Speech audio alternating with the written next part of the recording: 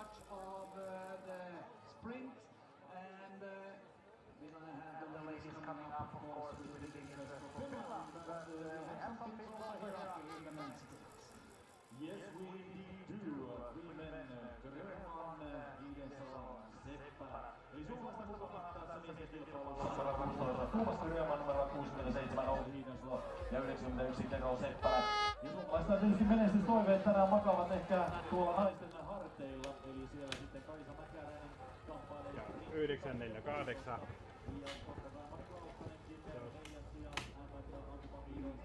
Ja 174.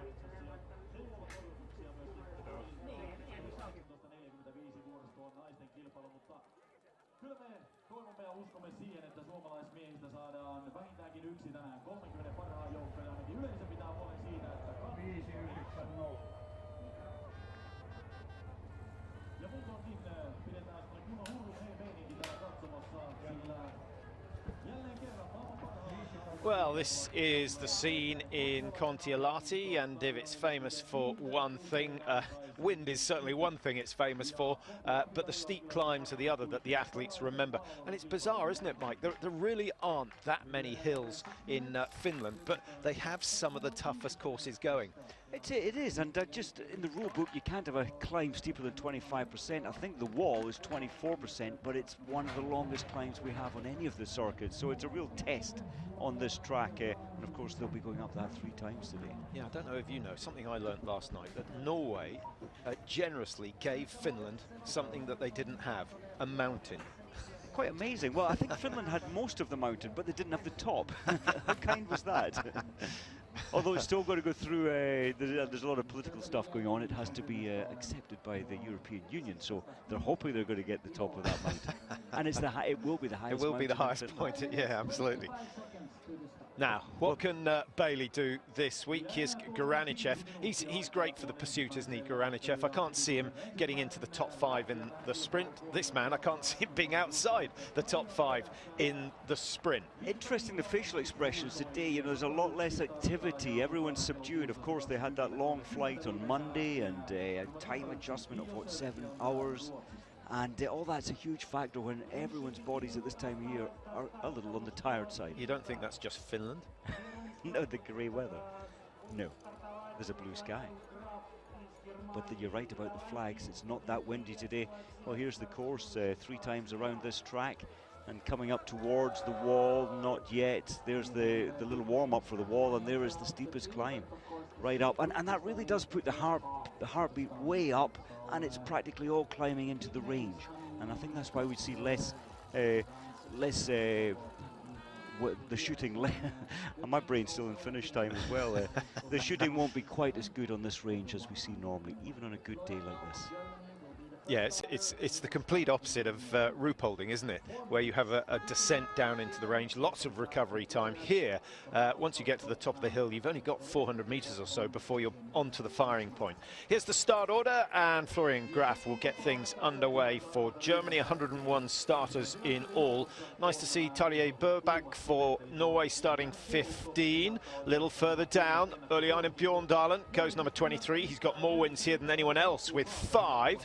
Johannes Tingis actually on 4, so that could change today. Martin Fourcade, the world number 1, goes number 38. The Crystal Globe already secured. And then quite a strong group. Dahl, Rastaguyev, Fionmaye, Hoffer, Ada.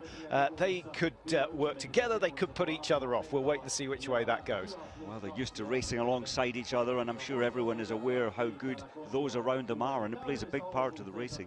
Now, in terms of fans, Mike, as we have a look at the rest of the start sheet, not a bad turnout, almost as many as we had for the World Championships. Well, it's quite amazing. And remember, this venue, this was supposed to be Tumen, the new venue over in Russia. That was taken off the Russians for various reasons. And so at short notice, I think Kontiolahti have done an amazing job to get the staff in, to get the volunteers up and running.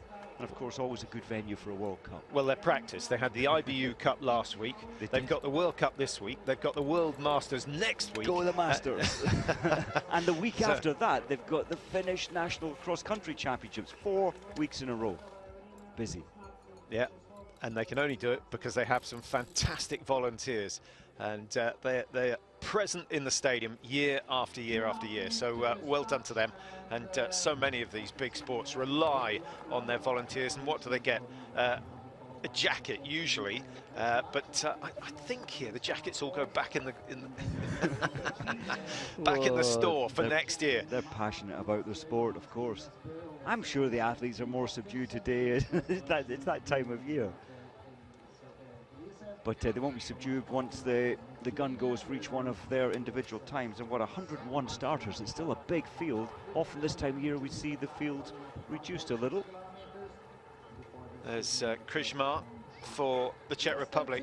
I was slightly surprised to see he's in the top 20 of the World Cup rankings. Still 17th, I think he is at the moment. So a couple of good races to finish the season. He could be looking at a top 15. In terms of financial benefit, what are the critical positions in the World Cup? Well, yeah, you're right. Top 15, you're getting your travel paid for, your hotel accommodation paid for. Huge savings in terms of your national team. And of course, there's 3 Norwegians top 15 at the moment. French are in there, and it is a big saving for your national team budget. So Florian Graf going #1. We have seen #1 win a time trial this season. Doesn't happen very often. And racking my brain to remember who it was. Me too. I think it might have been Kukalova. The big man himself, Martin Fourcade, with some special friends. We have 1 minute now to the start. So just a couple of minutes to go before the start of the men's sprint with 101 starters. It's going to take 50 minutes to get them all away. The race will take anything between 23 and 26, depending on what the snow conditions are like. No, it's not been a heavy snow season, really. Lahti was short of snow, a lot of artificial snow there. And it's been similar up here in Kontiolahti. What are we, 4 hours drive or so northeast? It is, yeah, from Helsinki. Well, for 5 hours the night we drove, of course, at the World Champs back down that road. And I'm just thinking, they've had snow on these tracks, Patrick, of course. They store the snow at the end of the winter and make more, and they put it out, they lay it out on these refrigerated tracks on the 15th of October. That's when the snow was put down. Or the base part of the snow, at least. Yeah, a lot of resorts are doing it now just to encourage the teams to come and stay in the early part of the season. As we watch Graf off the mark, 10 kilometres the distance, and with only 2 chutes in the sprint event, of course, the loop at 3.33 kilometres, and a strong start from Florian Graf, but he'll drop down the hill, and all the way down the hill he'll be thinking, I've just got to go straight back up it. But it's an easy start, isn't it? You head, as you say, 1.5 kilometres, you start turning around, heading back up towards the stadium. So Krishmar starts 30 seconds behind Graf, and had a really good individual race in the World Championships. He finished 6th with a 0 shoot, so that was brilliant, certainly his highlight of the season. There's Johannes, there's Tarjei Bo, not the first time I've got them confused. Here's Johannes, slightly younger, slightly redder hair, and of course slightly more successful when it comes to racing here in Kontiolahti. 4 wins out of the 12 wins he's had have come here, and he's won the last 3 sprints here, Mike, so things looking good. Quite amazing. I think it really does suit his style, being a real fighter, so he gets a recovery effectively, or an easy part on the first 1.5, then he takes all the pain back up to the range. This profile absolutely suits him. Yeah, as we watch Alisiev of Russia just about to start. He comes from Zelenograd, which is really on the outskirts of Moscow. I checked the weather there this morning, 7 degrees, so that's slightly unseasonal. A lot of Russians come over to support the lads in the race today. They'll be making a statement because, of course, it was pulled from Tumen. Yeah, I was just thinking about the profile of the course and why it suits Johannes. I think the long, prolonged climbs, the sustained steep climbs suit him. Fourcade is brilliant on the short, sharp climbs where he can just explode and recover. But the really long climbs, I think Fourcade just loses it a bit because he's a much heavier build than someone like Johannes. He is. He's Fourcade, one of the heaviest athletes, and I thought it might be a little wetter, the tracks, therefore playing against Fourcade today, but of course he'll manage this just fine. Kaukanas, number 5, got a personal best of 21st. He did that in Oslo last year, actually, at the World Championships. Now, Sebastian Samuelsson, a couple of good World Cups. We really picked up on his performances in Östersund. He raced well again in Novo Mesto just before Christmas, but other than that, performances haven't been so good. But when you're new, Mike, consistency is what's difficult to achieve over the season. And it's a lot of strain at 19-year-old. Yes, it's all brand new in October, sparky, enthusiastic, good results in October, November, December. But then the fatigue comes in. There's a lot to ask. The World Cup circuit is quite a brutal circuit. Is he going to be a winner, a World Cup winner at some stage? Definitely, yes. Definitely, he's really talented. Bakarnikov, 64th in the World Cup standings. He's actually been, his form's been coming up. He's only had 5 results in the points, which means finishing in the top 40. 2 of them came in the World Champs in Hogfilson. 2 of them came last weekend in Pyeongchang. So his form at the end of the season is going the right way. Now, the lead time of 2:45. We'd be surprised if Johannes Tingis wasn't inside. He's still got 12 seconds. And another 20 metres or so. It's not going to be a massive lead if he has a lead at all. I must say I'm surprised. Well, Florian Graf with that bib number 1, he went out like a rocket. Well, he's matched the German, stride for stride, 0.1 between them.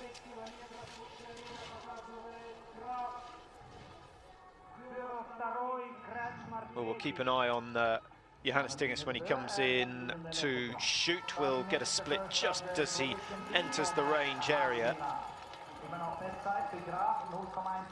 Sila last week in Pyeongchang, 57th, so he made the pursuit competition. He only missed 2 on that occasion. So ski speed, what, about 2:15, 2 minutes off the fastest. Now, Dominic Landertinger.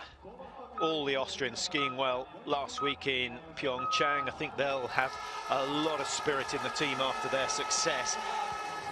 One of the reasons the Norwegians, the big Norwegians, the Svenssons and the Bows didn't go, Mike, the fatigue that they were already suffering, and of course the problems that are associated with a really long journey. I think so. I mean, chartered flight, so it's mostly the athletes and teams on the flights, but it's just the time change, the travel, the stresses. But I think it's always good to feel, I know they're still building the Olympic accommodation itself, so you wouldn't actually feel the same accommodation, but to feel everything else, I think is a huge part of the Olympics for next year. Yeah, it's much more important to be able to visualize the ski tracks that you're going to be racing on than it is to be able to visualize the room you're staying in. It is, but the whole package is one. I mean, generally the year before the Olympics you don't get the same accommodation, so it's just really the environment, I suppose.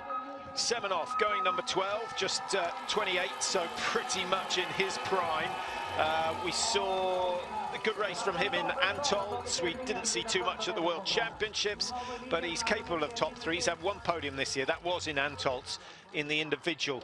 And actually, his ski speed and the way he shoots suit the individual more than this sprint. Very much so, and that's why I like the individuals remaining. I know there's only 3 of them. The same with Mesetic. He raced here last week, actually, in the IBU Cup. Hit 20 out of 20. And only finished 3rd, and that was because Morovitz was there, and he also shot 20 out of 20 and skied 45 seconds faster than Mesetic. Yeah, Morovitz is another man who really likes the tracks here. He starts number 24 today.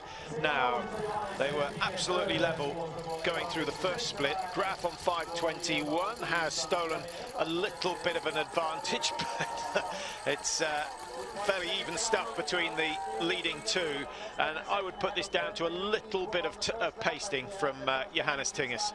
Quite interesting. I'd still thought, yes, he's pacing well. He's matured, hasn't he? We saw him 3 years ago just going full pace from the gun. He's controlling his first lap much more so. Be interesting to see how his time this lap compares to his last lap. Yeah, we'll find out on lap 2 and 3 whether he's just controlling the pace or whether he's just not feeling 100%. Here's the big brother, of course, the last man, other than Martin Fourcade, to win the overall Crystal Globe. Fourcade it belongs to him now, and you just can't see, at the moment, someone coming through next year to dethrone Fourcade. Yeah, you have to go all the way back to 2011. Burr winning it in 2011, Svensson winning it in 2010, Bjorndalen winning it 29 and 28. Well, Florian came in so fast, 14.1 seconds. He didn't take long to release the first shot, and of course he missed it.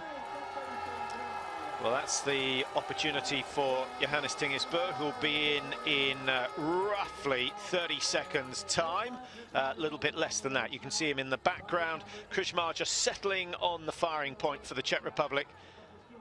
And here's the penalty, of course, for any shots missed today. It's around this penalty loop, 150 meters.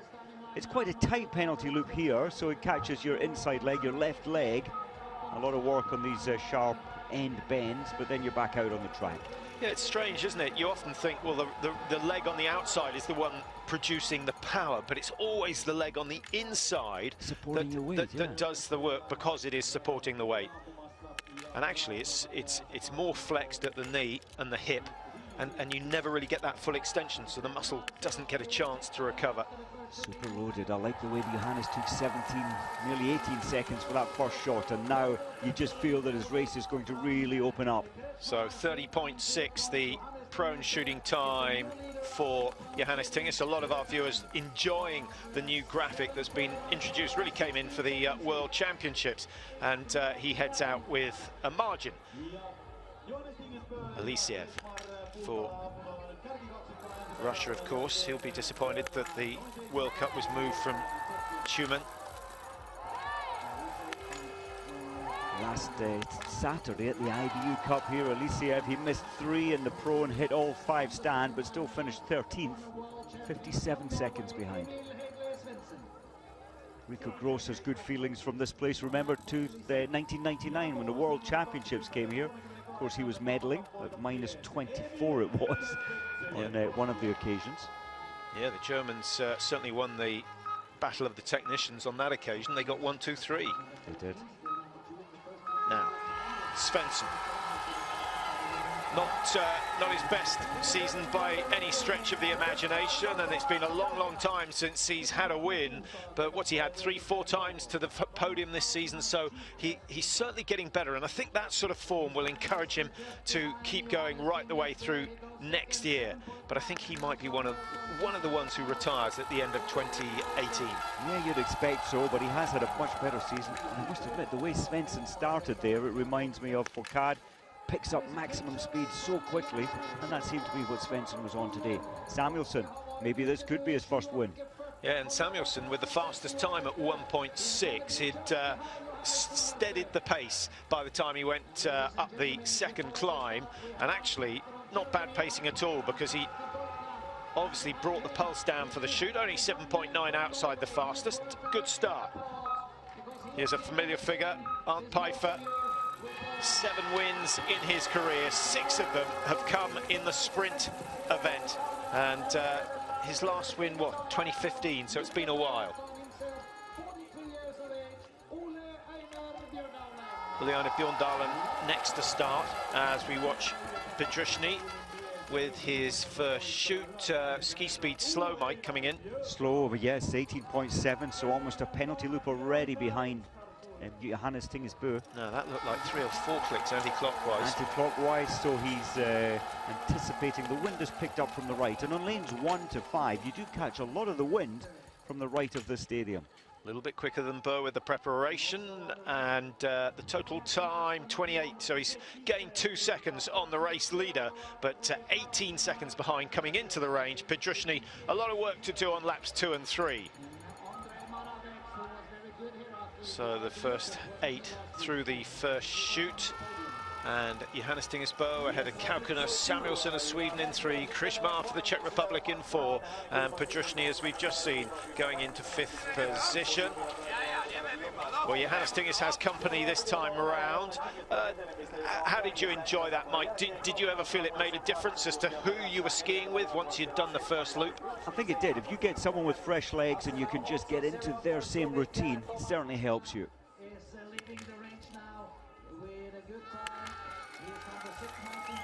Landy's quick, but you just can't afford a miss in the sprint event. And Martin Fourcade is still one of the only men, maybe Johannes Tinges on a good day, but Fourcade what, the last 3 or 4 World Cups, he's missed a shot in the prone and still skied himself onto the podium.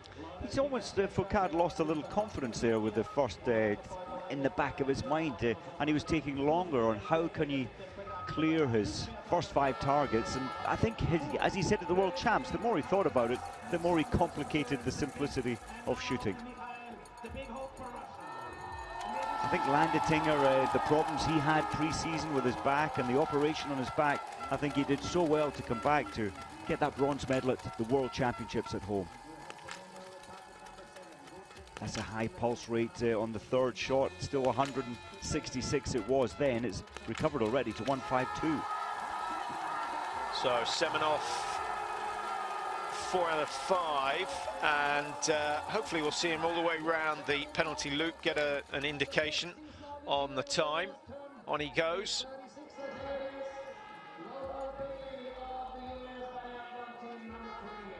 Still the fastest track time into the first shoot. It's Johannes Tingesbo. He's 2.6 ahead of Florian Graf, and Semenov, that's a good ski speed at 5.3 behind. Leif Nordgren coming in 10th fastest as he entered the range area, some 15 seconds behind Johannes Tingis. Just looking further down on Pfeiffer's 3 seconds off the pace at the first split. Svensson 3.8, Simon Dessieux for France 4.5 behind, and those 3 men yet to take their first shoot. You just see his arm cuff. Well, it's the same color as his ski suit, but very, very tight in that left bicep, which supports the weight of the rifle. Very tight. Cutting out the blood supply to that left hand. Well, if you hold that for a minute, it certainly does. You're okay at 30 seconds. You don't quite feel it. Still don't think that Johannes Tingis has got into his routine. Of course, he's 22 up, but there's only 2 people ahead of him. Yeah, just legs look a little bit heavy, but these tracks here in Kontiolahti tend to do that to you as we watch his brother Tarjei Bo go clear, and coming in, he was 8-6 down. Well, I'm just remembering the World Championships here, of course. Johannes Tingis on the podium. Yep, took the gold. Older brother took the bronze. Could they do it today? Well, they're 1 and 2 at the moment. That is a pretty healthy start. And nice to see Tarjei coming back, Mike. He's had an awful season with illness through the summer, got back into training, some mystery virus strikes him again. We were amazed that they actually took him to Hogfilson, but he did well. He did very well. Now, let's have a quick look. This is obviously the prone shoot for Johannes Tingis, the race leader. You could see there how his left shoulder, he made sure it was relaxed. His left hand, he had a couple of adjustments to take all the tension out. The alignment of that rifle is so precious. There needs to be no tension throughout the whole body, or it affects the shot.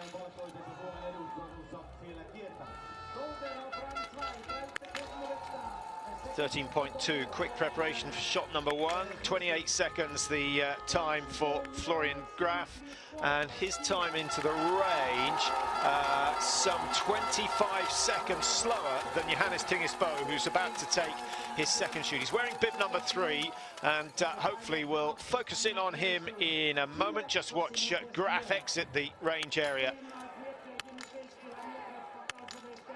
Beautiful, absolutely sensational. That's the sort of shooting you like to see him do. We saw in Pyeongchang, he broke his rhythm on the standing shoot, and it not in Pyeongchang, but we saw it in Hogfilson, where when he was in a winning position, just took a little more time, a little more care. We saw it from Simon Ada in Pyeongchang, actually. And when you're sort of Bo's sort of personality, you've just got to let it go. I think so. You don't want to overanalyze it, overthink it, and he had a wonderful routine. It wasn't crazy fast. It was fast, though. Yeah, he turns his lead over Graf from 25 seconds into 30 seconds on that shoot alone. Svensson needs to go clear, 15 seconds in preparation. No delays really on the prone shoot, and 28.3, pretty much average for today. And that will keep him in contention. It's going to be a few seconds adrift of his teammate, but Norway doing pretty well so far, and maybe that missing Pyeongchang was a good idea.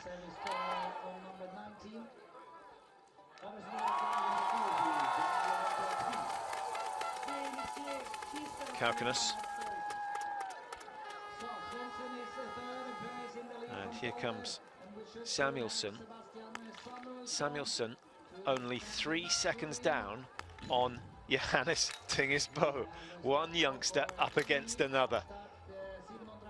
Well, he is from Sollefteå, which is way up the top end of Sweden, right close to the Finnish border. I suppose he feels at home here today.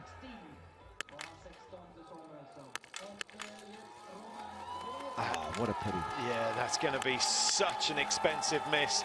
The number 5 goes down for Samuelsson, so it's still going to be a respectable result, but he could well have had his first podium if that had gone down, because that looked like a fantastic run.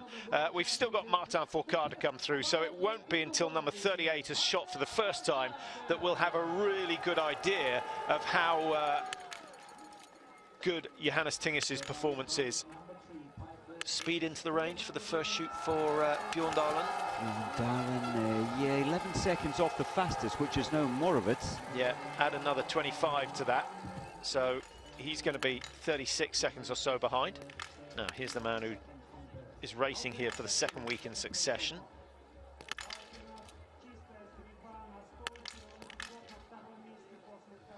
Well, that's excellent. Absolutely fantastic from Moravec. And 7:41, he was, what, a couple, 2.5 seconds clear of Bow. He was a little quicker with the shooting, and he's got the advantage, 3.1. It's incredible. Yeah. I think this just shows the standard which the IBU Cup is on now. Moravec in the sprint competition on Saturday, he missed 2 targets, but he was in 6th place, so it's not, I mean, the standard there is just about at World Cup standard.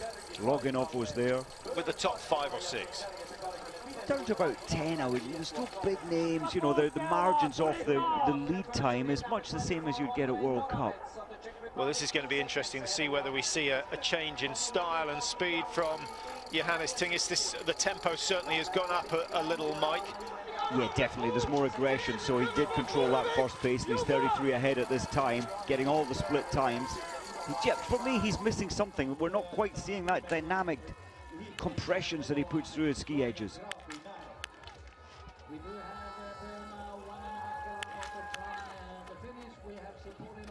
Yeah, I was just thinking back to the pursuit in Hopfilsen, and the final lap there, we saw Johannes Tingis on fire, overtaking Uliane Bjorndalen. Look at Landeting, this is brilliant. 4th last weekend, it looks like he's got all his confidence back, but the ski speed not quite there. Well, the crowd responding to that miss from Anton Shapulin, it's probably 50-50 in terms of Finns and Russians in the crowd. That's because we're so close to the Russian border. But Shapulin is the man they wanted to see go clear. He's not managed that. Landertinger goes out 28.6 behind. Take away that missed shot in the prone, and he's still 3 to 5 seconds off the pace set by Moravec and Boat.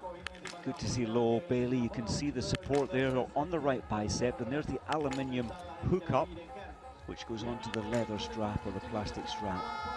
Again, good shooting. His stats for shooting are fantastic now. 95 in the prone, 88 still in the stand, which is about 28 better than we've had in previous years. So he has turned it around, and him and Susan Dunkley leading American biathlon at the moment. 10.8 outside.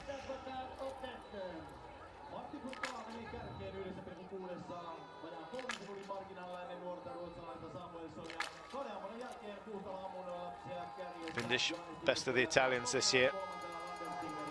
He appeared to take his time, but that was a good 15 seconds for the first shot, 2.2 to 2.7 in between shots, and he made it look so easy. Zingerle scoping and scoring exactly where the shots were, just to brief him after the race.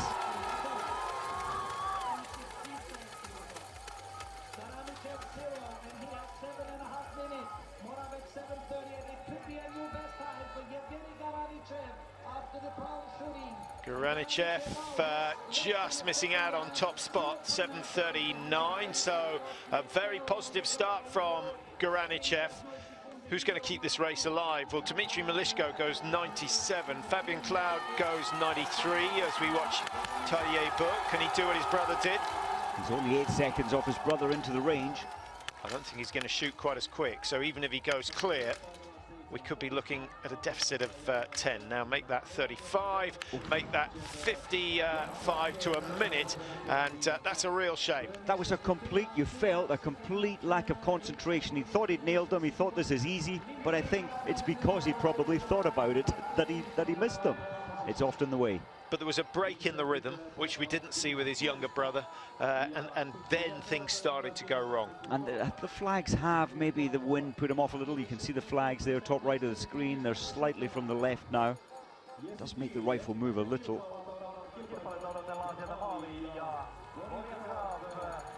Now Johannes Tingis into the stadium. Remember, he has won the last 3 sprint races here in Kontiolahti. If he can make it 4 out of 4, that would be a little bit special. He'll be waiting for the World Championships to come back to this part of Finland. Let's see how he's done. 22:29. Moravec, of course, is on the charge for the Czech Republic, who leads after the first shoot, but 22:29 could be very, very tough to beat. Not his best performance in terms of skiing, but that standing shoot was exceptional. Krishmar started 30 seconds in front of Johannes Tingis Bouk.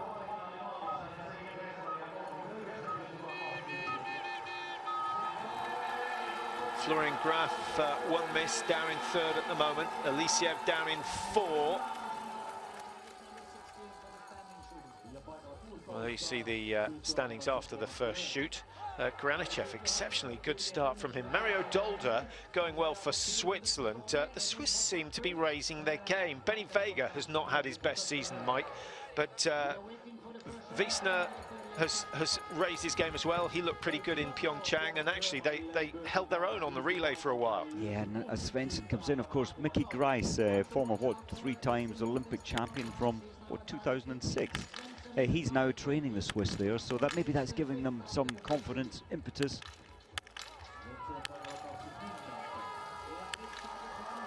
Svensson's only 1.9 seconds off Bo's time into the range. Well, he could well match it because that's a quick shoot, and Johannes Tingis likes the job he's done, but now he's got to watch on as his teammate makes the charge. 15:39. The margin's still, what did you say it was, 1.5 coming in? It was just checking, 1.9 I think it was. 1.9 coming in. It's going to be a little bit bigger on the way out. 4.2 seconds to make up. And the Norwegians are going to enjoy the pursuit, whatever happens. Now, Martin Fourcade, we'll just try and update you on his position coming in. He's got the fastest time by some 7.2 seconds. Extraordinary. Now, will he take extra time? What do you think for the first shot? 14, 15? I think it's 17, 18. Because he buys himself that recovery time, 19. 19.5, that's a long time, so the ski speed, he loses 4 or 5 seconds, but he gets himself comfortable. And a total of somewhere around 30 seconds. Up go the sticks, and 31 seconds, so giving away a second to Johannes Tingis with that prone shoot, but it's still fast and the skiing sensational, so every chance of taking the lead. He does, and he's looking, remember, for win number 13 for the season to head the record tables with Uliana Bjorndal, and of course getting 12 wins back in 2005. Now, this is Morawiec's chance.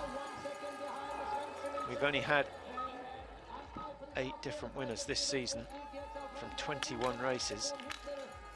Be nice to... Sorry, 11 seconds up into the range on Johannes Tingis. Well, he's going to push Johannes Tingis down into second. That is a fabulous shoot.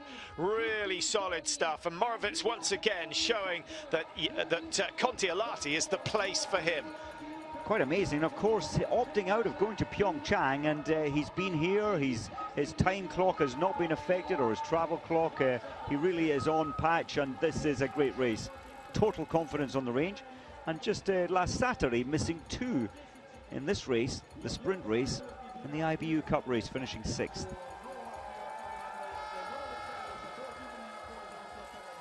There's real purpose in that, just the way he's holding the weapon, the way he's looking down those sights. He meant business.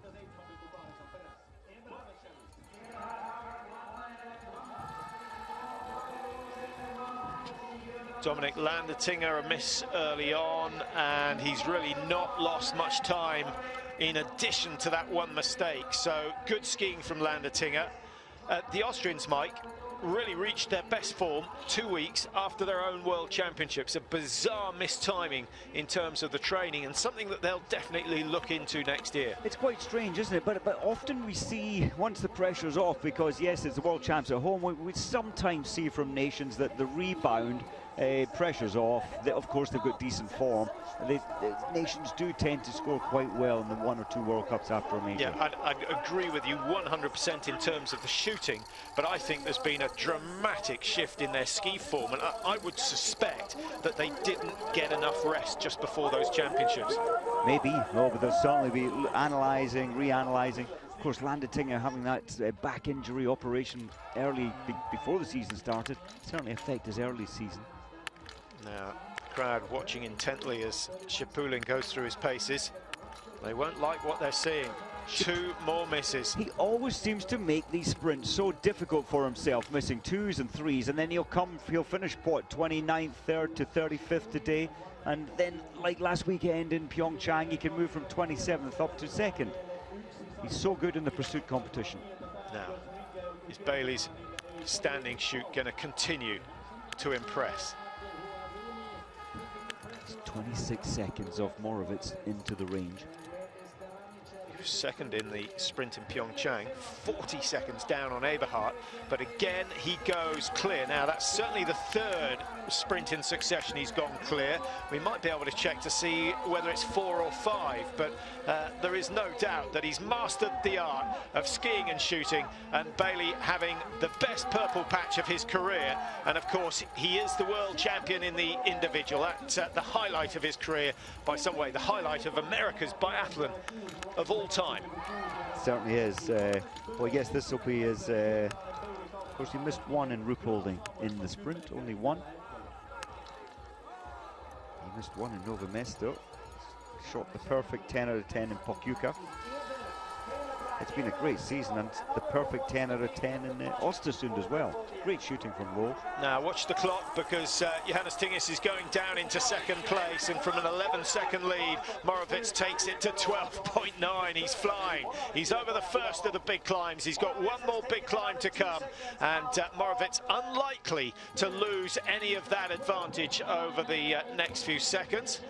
Johannes Tingis, I think, will already have resigned himself to at least 2nd. Svensson's chasing his time, 4 seconds to gain. And here comes Svensson up the final part of the wall. Carries good speed into the base of it, Mike, but it's so steep. It's a horrible climb. They make it look so easy. You can get an idea looking all the way back down to the bottom just how steep it is. And it goes on and on. The track 9 meters wide at this point. You have to have it 9 meters wide on the steep rises. How about that from Svensson? Great skiing, 1.8 ahead at the moment. I wonder whether he's getting splits on Johannes Tingis, or whether the Norwegian coaches have realised that Morovitz is the danger man. Morovitz, and then they'll be saying, well, of course, everyone knows Fourcade barely has a bad day. They'll always have in the back of the mind that Fourcade's going to be chasing. Yeah, Fourcade on his way. He's still 800 meters or so short of the range for his 2nd shoot. As we look at Morovitz's time, this is coming out of the standing shoot. Now the cameras haven't picked up on it, Patrick, but Rastegurjevs has destroyed Fourcade by 6 seconds out of the range, hit 5 out of 5 after the prone. Well, I was just trying to think whether the drop in temperature is having an effect on the time. Rastegurjevs is a fabulously quick skier at the best of times, or at the worst of times as well. But that margin of 6 seconds over Fourcade, who was 7 seconds clear of Johannes Tingis' boat, does make you think, temperature's dropping, the moisture in the snow is freezing up. Now, let's see if Svensson's managed to hold on to that lead, 22.29. He's done it, and he's done it comfortably. 2.7 inside. A really good last lap from Emil Hegler Svensson, and he could well find himself on the podium again, but it's unlikely to be a win because this man Moravec is storming away. He's got some good company as well. Bjorndal and Moravec side by side as they hit the base of the wall, and this could be win number 1 for the season. Look at the force going through his right arm, huge body or weight drop through his arm and his upper body. The leg gets that final spring out, and Bjorndalen, he's taken, Moravec has taken 30 off Bjorndalen, so Bjorndalen will be determined to stay with Moravec now. Moravec, of course, medalled here in the World Championships 2 years ago. Got himself a bronze medal. Was it the individual race? Yes, it was. I think it was. Now, Arndt Pfeiffer, clear shoot from Arndt Pfeiffer in days gone by, would have secured a top 3 without any problem at all. He's on 22.26, so the winning time has gone. Second place has gone. Landertinger on 23 dead, could well be pushed down into 4th position, so a good run from Arndt Pfeiffer. He's not going to finish on the podium come the end of the day, but he has got himself a good start for the pursuit, that is certain. Now, Martin Fourcade. His time into the range. Incredibly, it's 13.9 ahead of Moravec, but he's missed 1. He has missed 1. He missed 2 last weekend in Pyeongchang and still finished in 3rd place. So with 1 miss, he'll be thinking about the possibility of winning. So he's going to come out, what, 15 seconds or so down. We should get a readout just as soon as he comes off the penalty loop. Moravec, has he done enough to hold off the charge of Fourcade? We'll have to wait and see. 8.8 the advantage. So the Czech Republic ahead of Norway, and Moravec delighted with his performance here. Once again, Kontiolahti suiting his skills. Now, here's the clock, 15:29. Oh my goodness, he's closer than I thought, Mike. With a penalty paid, he's still only 5.8 down. At this rate, Patrick, that 5.8, I would say advantage, without a doubt, advantage for Fourcade. He's going to take that 5.8 and I think another 4, another 5 even. Incredible. Incredible, and Johannes Tingis might miss out on the podium as well.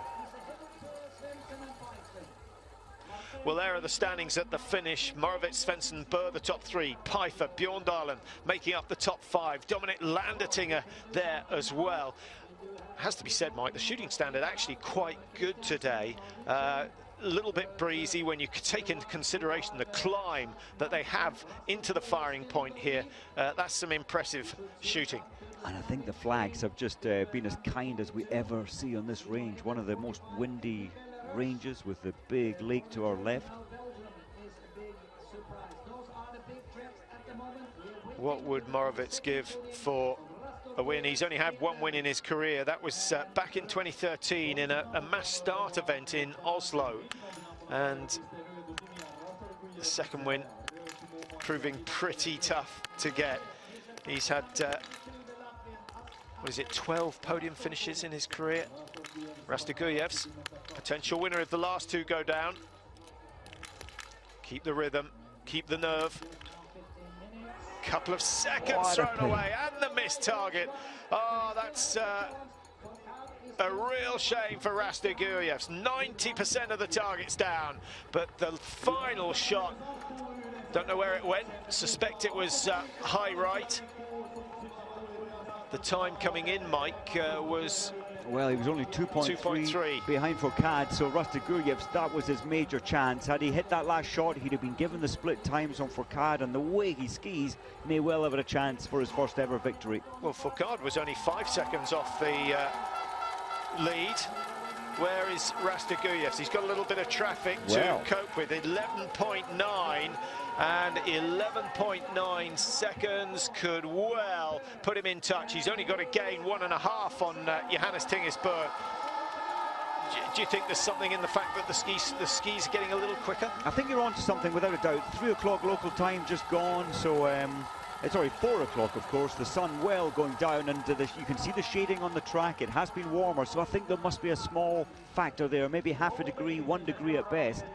But the ski's definitely a little faster. Another clear shoot for Bailey, but this time no podium. 1 minute the margin. He was 40 seconds behind last weekend and finished in 2nd place, so a much tighter race than we saw in Pyeongchang. What about Simonader? He can get within 10 seconds. Yes, he was only 14 off Fourcade into the range. So another man who's missed on the final shoot. Now that would have been very competitive without the miss, Mike. He would have been only 4 or 5 seconds down on the race leaders and certainly fighting for a podium finish. We'll try and get an update on Martin Fourcade's progress. At the moment, going through 8.2, he's 5.7 behind, having come out of the range 5.8 down. So Moravec holding his own at the moment, but you've got that big climb, and if Fourcade hits the base of the wall, Mike, and they say you've got 5 seconds to make up, you'd be a brave man to bet against him not achieving it. I think so, and the fact that this is, it could be his record-breaking best ever 13 victories in one season, that's going to inspire him.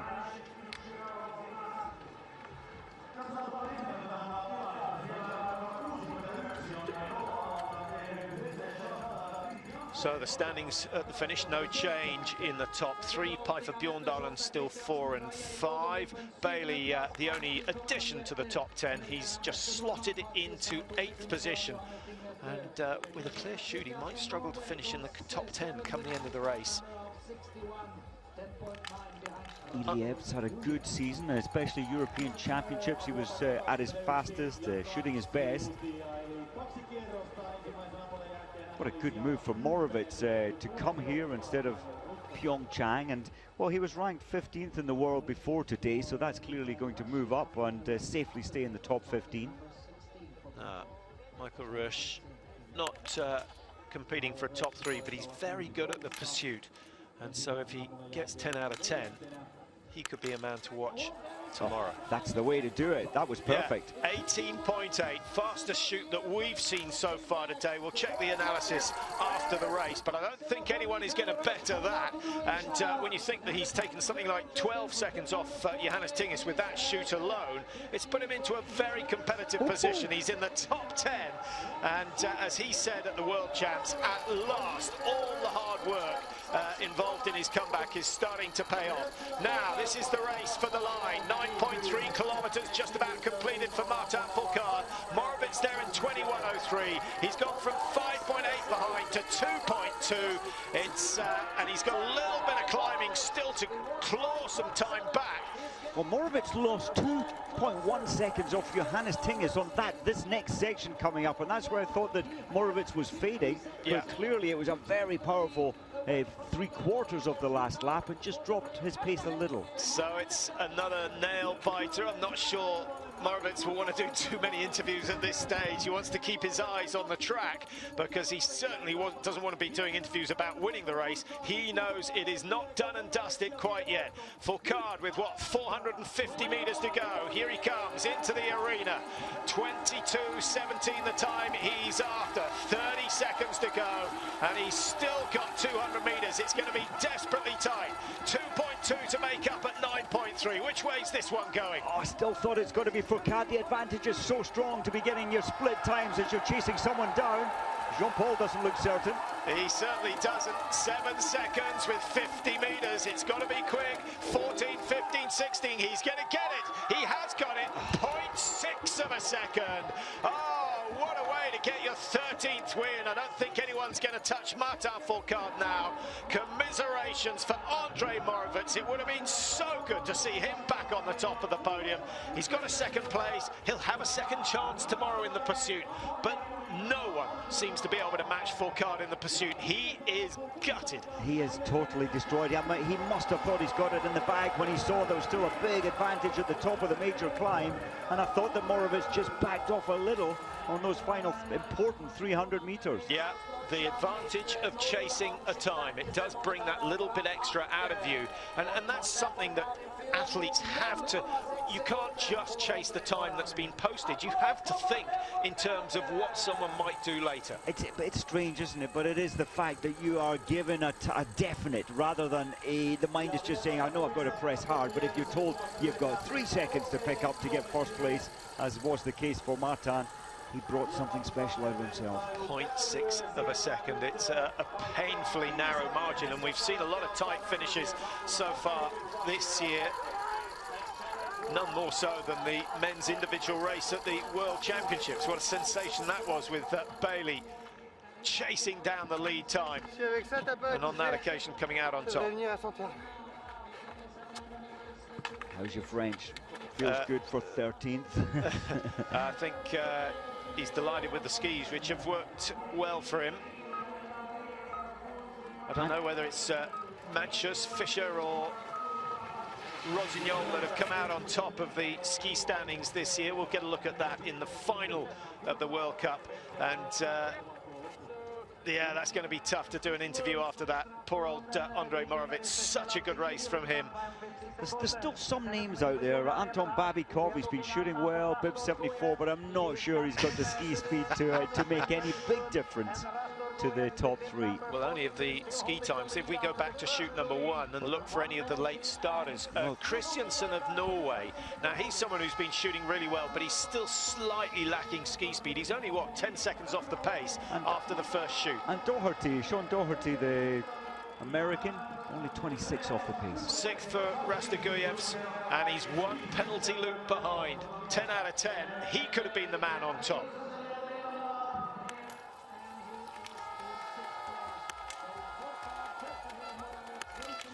A rare miss from Anev. Well, we're going to have a fantastic start in the pursuit, Mike. We'll look at the margins. Firstly, first down to 10th, which is... There's only 45 seconds from first to 10th, and that 0.6 will be exciting on Saturday, tomorrow, of course, from Furcad to Morovitz. Yeah, compare that with last week. We had 45 seconds between first and third, and then if we go all the way down to 60, last weekend we had 2:38. I think this might be a little bit less. Well, there you see the top 10. Nice mix of nationalities. The Norwegians doing well. Austria not quite as impressive as Pyeongchang, but still up there in the top 10. And Samuelsson of Sweden, that 1 miss, he could have been, certainly could have been 6th or 7th had he not missed. Was it his last shot that went wide? I think it was. Tarje Bout down in 25. Schlesinger still respectable, top 30, World Cup points. Simoneda, we saw his miss in the stand. It's not a bad run at all. 3 Austrians in the top 10 now.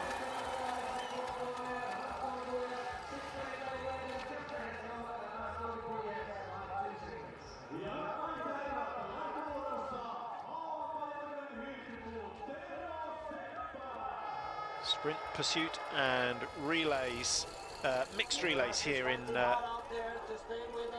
Kontiolahti. Now, what about Mickey Rush? How's his last lap turning out? Top 10 he was after, 32.8, and you can see the difference, the body form, the flexion at the hip, giving away the fact that there's not a lot of strength left in that body at the moment. And then those 2 or 3 double poling actions, which are going to lose him another half second or so. Well, his body's just screaming for air there at the top of the climb. He's lost 12 seconds from the range to the top of that climb.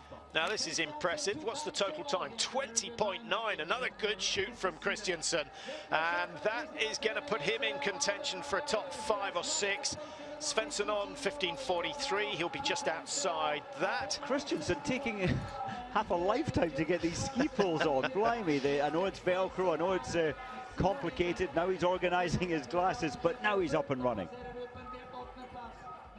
Did he know that he's only 21 seconds off the lead time, and he's only got to pull 1 second back to move from 8th up to 6th? I think Mickey Rush is going to lose his chance of going into the top 10. He was 9th through 9.3. In the last 700 metres, he's been hanging on in there. But he is brilliant at the pursuit, so I hope we see something special from him tomorrow. Eberhard on 22.59, I think, is safe. Landetinger on 23 is actually going down, so he goes 10th. And race of the season for Mickey Rush. Great to see. Best we've seen from the Belgian this year.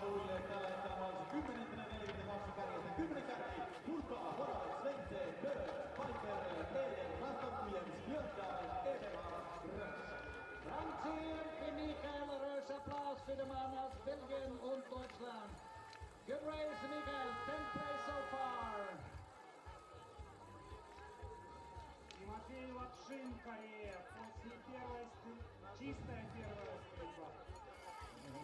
with a clean shooting.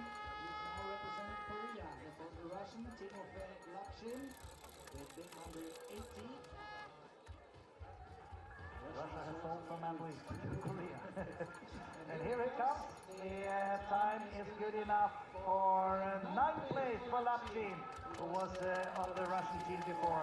15 seconds behind Rastor Guyev. Timofey Lapshin 9-й после первой.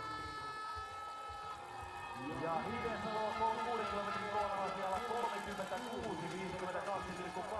eroa kärkeen ja odotellaan aivan näillä hetkillä sitten tuohon toiseen ammuntaan pystyammuntapaikalle.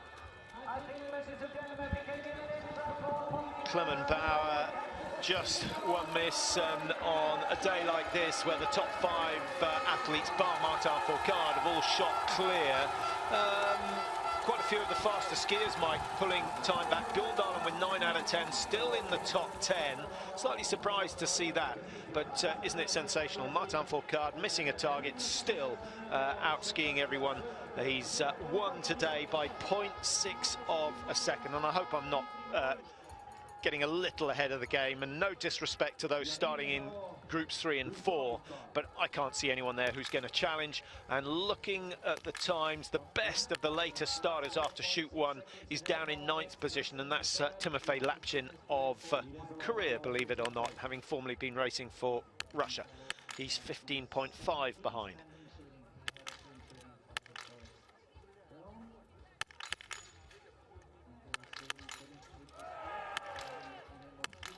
How do you feel about so many of the Russians going across to Korea? Well, I was just thinking that when you, of course, reminded me that he is racing there. They have, what, 3 now, 2 strong women racing for Korea, and now Lapshin. In fact, there's another Russian guy over there as well. I don't know what to think about it. I mean, you've got to take a year out of your competition. You've given another passport, still living at home. You're not really anything to do with that country. Clearly, but it's been happening for a while, and I thought they might put some rules and regulations in and say you have to remain in that nationality for 10 years, 15. You can just change back.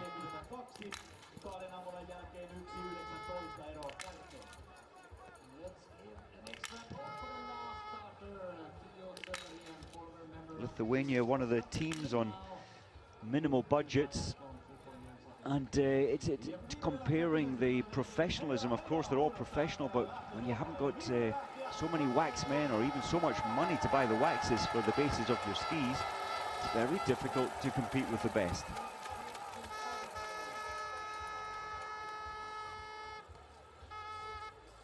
Chirny racing well here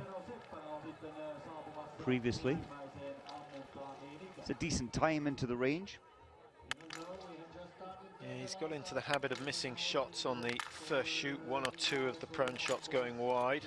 He needs to turn that around. So far, so good. Good. Well, the prone shooting conditions have been a little easier here than we've seen in the past, certainly at the World Championships in 2015. They were very, very tricky indeed.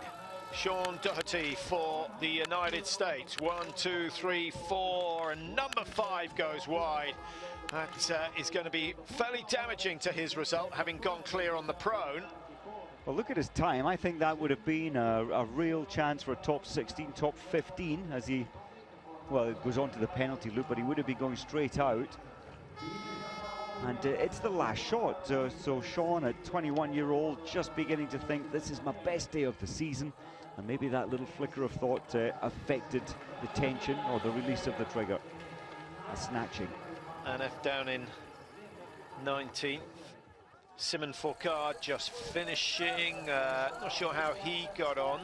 I think he's down in 44, so he's not had a good day out there. Things were starting to look up in Pyeongchang. Christiansen, 41.6 behind, 10th position at the moment. Is he going to push Mickey Rösch out of the top 10? It's quite possible. He certainly looks to be skiing a little bit better than Rösch. one of the biggest athletes on the track, about 87 kilos, Christensen, so that hill does not suit him. Simon Fourcade, Patrick, you unfortunately 56 finishers so far. He's 53rd, he missed 5 targets.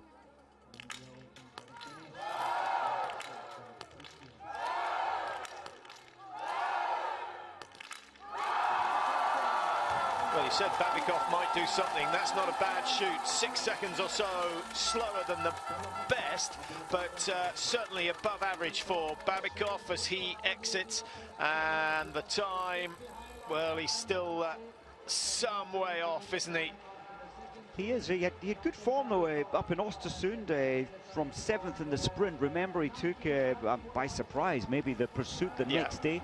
But often some athletes, great form at the start of the season, but he's lost his way as the season has progressed.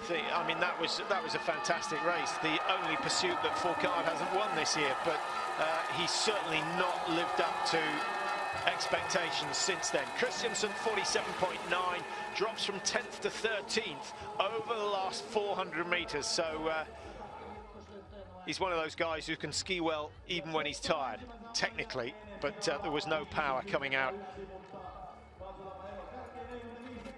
Cloud is in, but Malishko 97. There's one more Russian that's got a good track record still to come in for his prone shoot.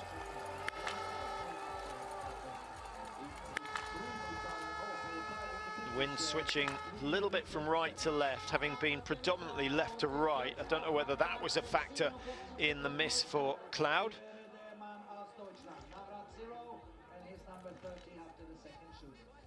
Now, Bormolini for Italy. Dominic Vindish, the best of the Italians, just hovering around position 20 at the moment.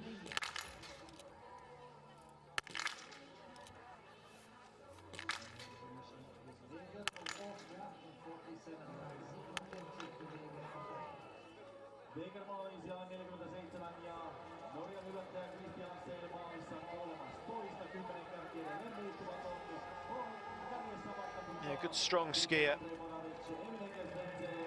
Did you have any joy talking to Andrew Musgrave at the Nordic World Championships? Yeah, quite amazing guy, and so relaxed before his races. Had a chat with him before a couple of his races. He just seems so carefree, just going about his warm-up and preparation. Not a care in the world, it appears, but of course so focused, so fearsomely focused during the race. Fearsomely competitive. Yeah. He should be racing in the Holmenkollen 50 this weekend, and he's not expecting much. It's a classic race, but he is expecting something special from the last weekend of the season out in Canada. So be interesting to see how he gets on. But what an astonishing season he's had this year. A real breakthrough season, I think, in terms of his consistency. Well, that's right. 2 12ths and a 5th at the World Championships, and the 5th over 50 kilometers. Quite amazing. Boy, he was 4th. 4th. I'm confusing my 50k with 5. Yes, of course, 4th, and so close to the podium.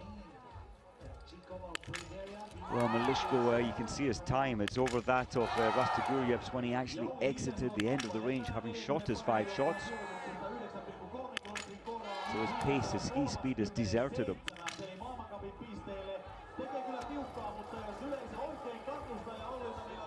So no change and no threat to the leaders here in Kontiolahti. Fourcade, #1 yet again.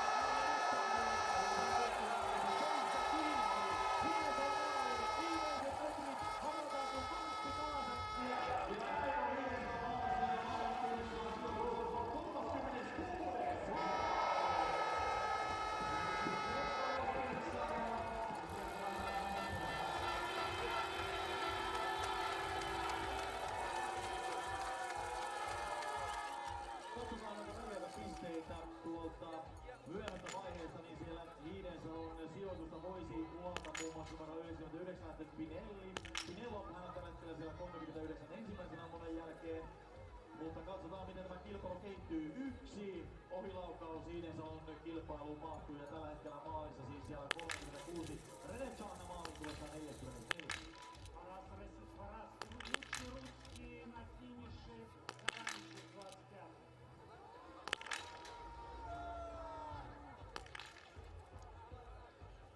Nolla för Theo Södergren. Theo Södergren, the last starter with a 0. Former cross-country skier from Sweden. And this is a good start from him. He has been on the IBU track for most of the season. The last starter, Söderholm from Sweden. And how does this look? Well, the shooting's good. He's only 30.1 behind. And let's assume he loses 30 seconds on each lap. That will still get him into the top 40. So he's after World Cup points today. There's Mazet. Two French shooting coaches, one working for Norway, one of course still with France. What a season for them. And as Fourcade would quite happily point out, Mike, it's not just him, there's a whole team behind him. Well, there is, but of course there is, but he is special. He's got this incredible ability to keep on pushing. If he wants another 5 seconds, he'll dig deeper and try and find it. And I think the key with Martin Fourcade is that he's mastered the shooting. Not only is he one of the fastest skiers, not always the fastest, but up there in the top 3, he very rarely misses targets, and that's the key to his success. He's just got both elements of his biathlon at the highest level. Nearly every day. Yeah. 19 times out of 22 so far this season. He's finished in the top 3. It's incredible. Yeah, I think he's going to be setting records this year that are unlikely to be touched for a long, long time.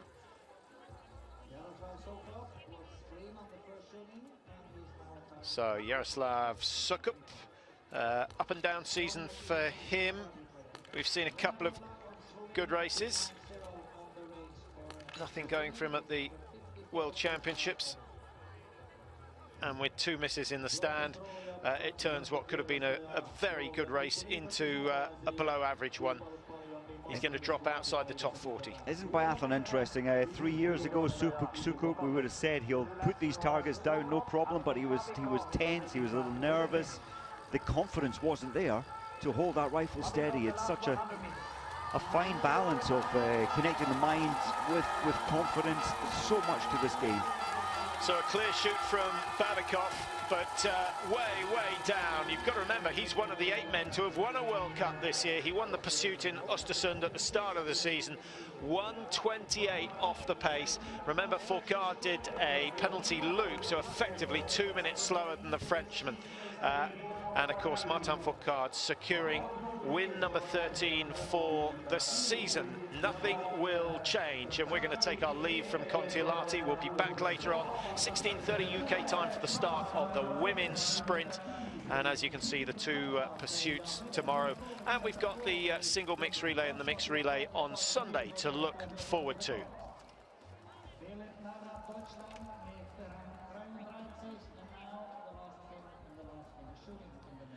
So the top 3 here in Kontiolahti. Martin Fourcade taking the win, rewriting the record books yet again.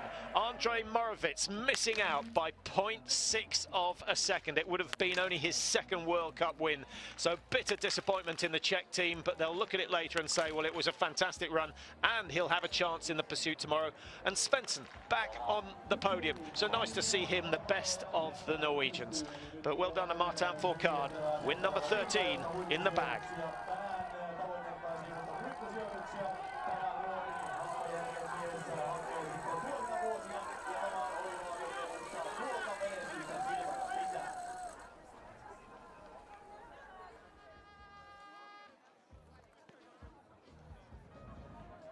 We have Christian Go of Canada, and he has had a clean shooting. Kimmo Lapsin on tulla 9,3 siellä 18 ja hän on seuraava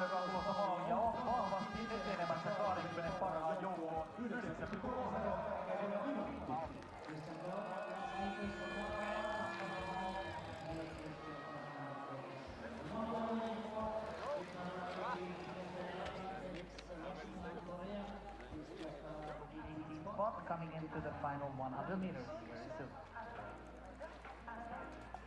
Тимофей Лапшин на отметке 9,3 километра занимает 18-ю позицию, проигрывая лидеру 59 секунд.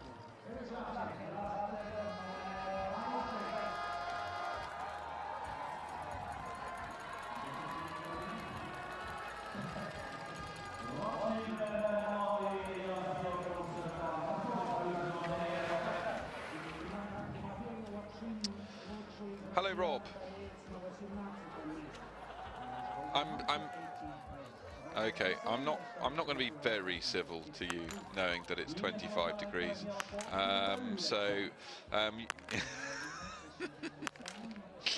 No, I'm currently watching the top 2 diving board fails, and I have to say they are spectacular. It's the sort of thing that you probably would have been able to achieve yourself at school. Here it comes, number 1. Oh, slipped on the board, and he sits down on the board, but he doesn't go in the water.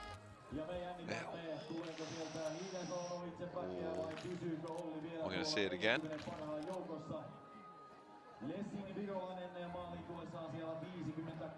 It's been quite a bonkers stage so far, hasn't it?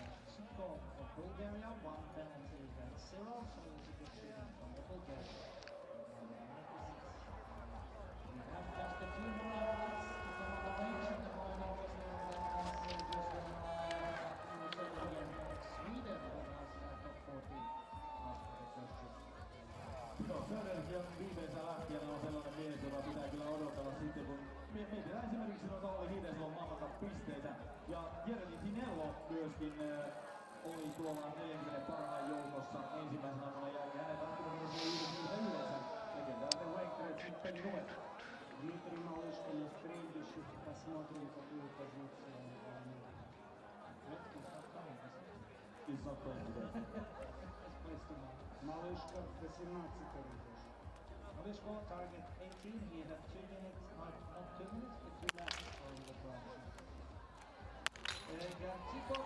ground. I was mainly sleeping and hiding under a duvet away from the cold weather.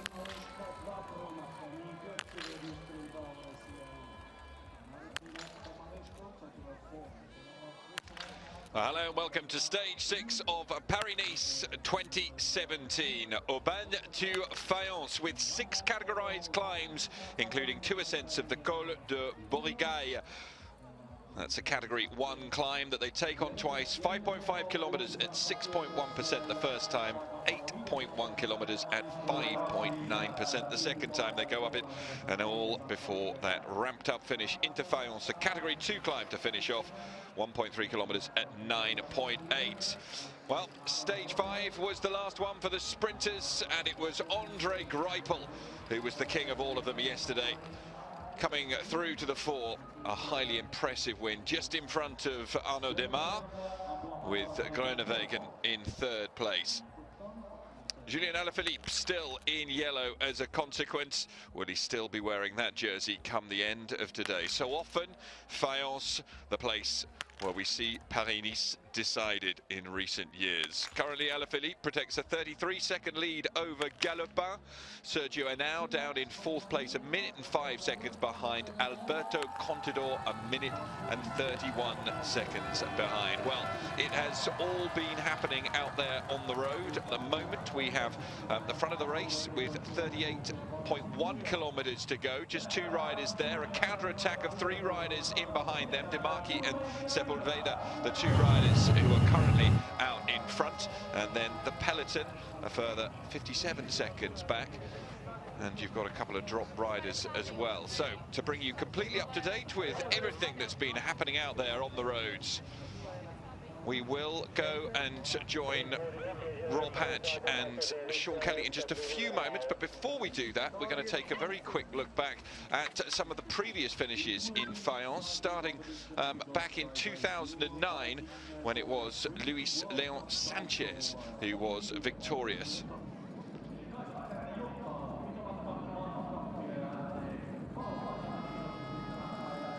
...2009, of course, when Alberto Contador started the race as the firm favourite, but he completely blew up on the climbs into Fayence, and Luis Leon Sanchez was the man who crossed the line in first place, and that also put him into the yellow jersey, a yellow jersey that he held on to. Contador in all sorts of trouble. Well, he hasn't looked as though he's going to replicate the form. 17th place with 2 penalties. He can make it to the top. 16th is a crazy hero.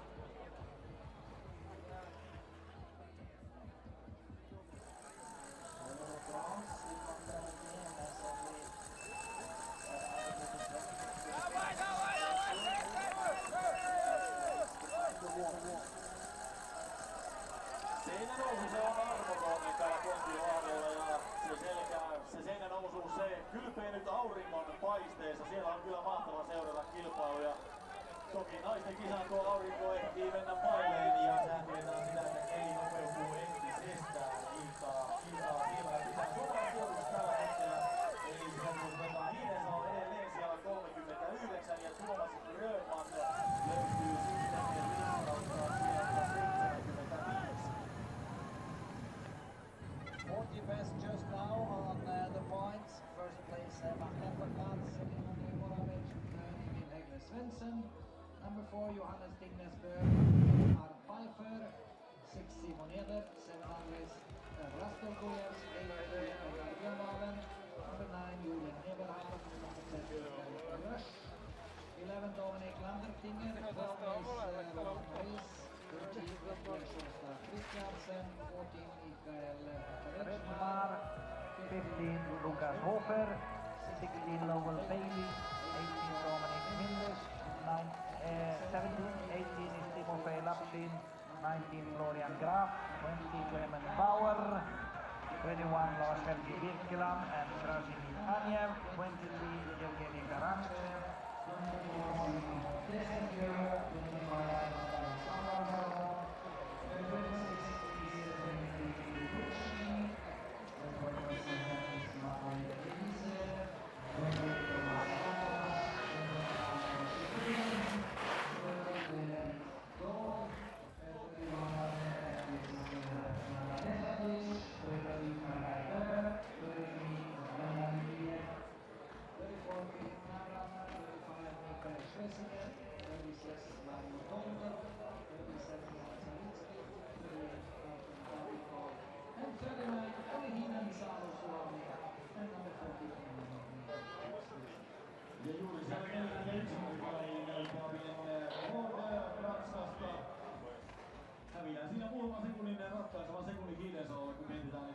pisteitä. Ja hetkisen kuluttua tavoitellaan maaliin sitten myöskin Tero Seppälä. Hän lähti matkaan minuutin ennen goolia, joka juuri saatiin viimeisimpänä maaliin. Ja saatiin maaliin myöskin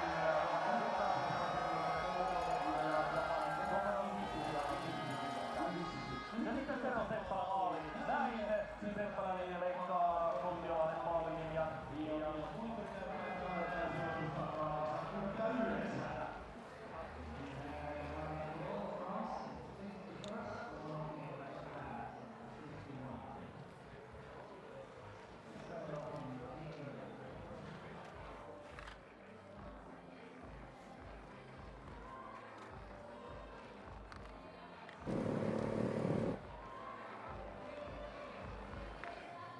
muutama maaliin tuli ja sieltä on vielä tulossa.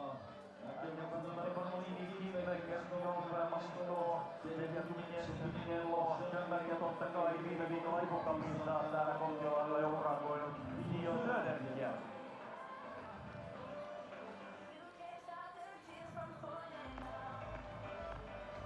But Jeller, it was a really tight fight for the victory today.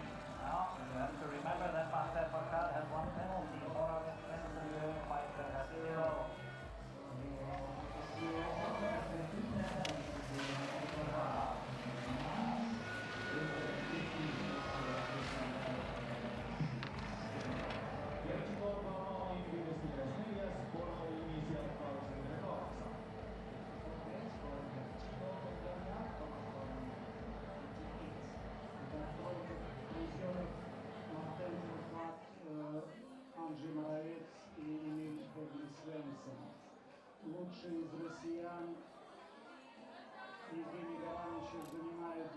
третью позицию.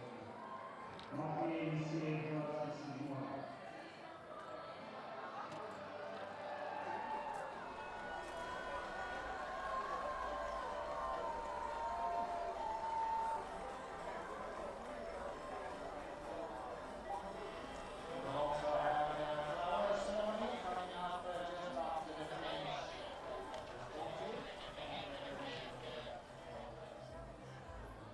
Ja siellä yleensä tuntuu olevan hauskaa Ja tuntuu pitämään hauskaa tipullisen seremonioihin, jotka ottavat vuoronsa stadionilla heti viimeisen maalitulon jälkeen. Ja sitten pieni eväslaulu lienee paikallaan ennen naisten kilpailua, joka alkaa kello 18:45. Mutta otetaan se laulu ja saattelemaan tähän maalisuoralle.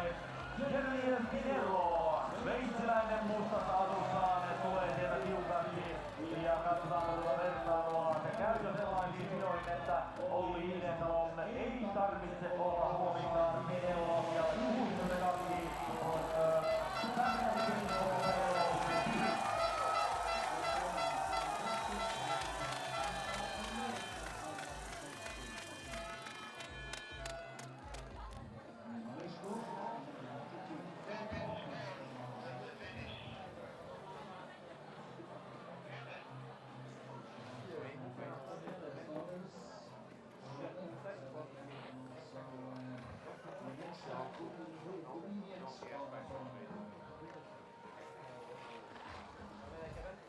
Ja siellä jo Martin Burkaan malttamattomana odottelee, että milloin pääsee tutulle paikalle. Paikallaan, jolla hän on viihtynyt niin monta kertaa aikaisemmin. Tämä on muuten 62.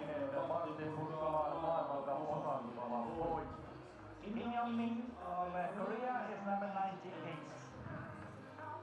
For penalties. После того, как финиширует последний биатлонист у нас,